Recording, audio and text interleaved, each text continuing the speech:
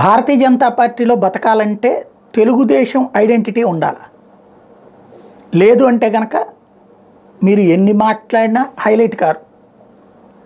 తెలుగుదేశానికి అనుకూలంగా ఉండే మీడియానే 3 వంతులు ఉంది ఆంధ్రప్రదేశ్లో.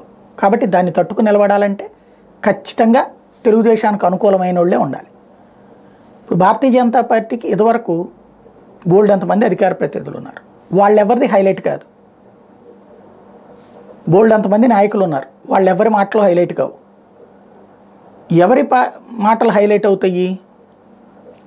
సుజనా చౌదరి, సీఎం రమేష్, పురంధేశ్వరిది కూడా ఇప్పుడు బిగిన్ చేశారు. సరే, వాళ్ళ ముగ్గురిది హైలైట్ అవుతాయి. పురంధేశ్వరి అధ్యక్షురాలు కాబట్టి హైలైట్ కావడంలో తప్పులేదు. వీళ్ళిద్దరిది హైలైట్ అవుతాయి. ఇక అధికార ప్రతినిధులు యామిని శర్మది జనరల్ పేజీల్లో వేసుకొస్తారు. దినకర్ది జనరల్ పేజీల్లో వేసుకొస్తారు తెలుగుదేశం అనుకూల మీడియా. అంటే తెలుగుదేశం నుండి వెళ్ళి బీజేపీలో అధికార ప్రతినిధులుగాను బీజేపీలో పదవులు ఉంటే మాత్రమే కవరేజ్ వస్తుంది.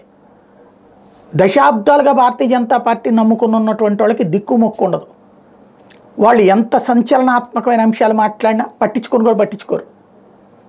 రాజీనామాలు చేస్తే వాళ్ళ మీద వ్యతిరేక వార్తలే ప్రొజెక్ట్ చేసుకొస్తారు. ఇది ప్రస్తుతం ఆంధ్రప్రదేశ్కి పట్టిన దౌర్భాగ్యం.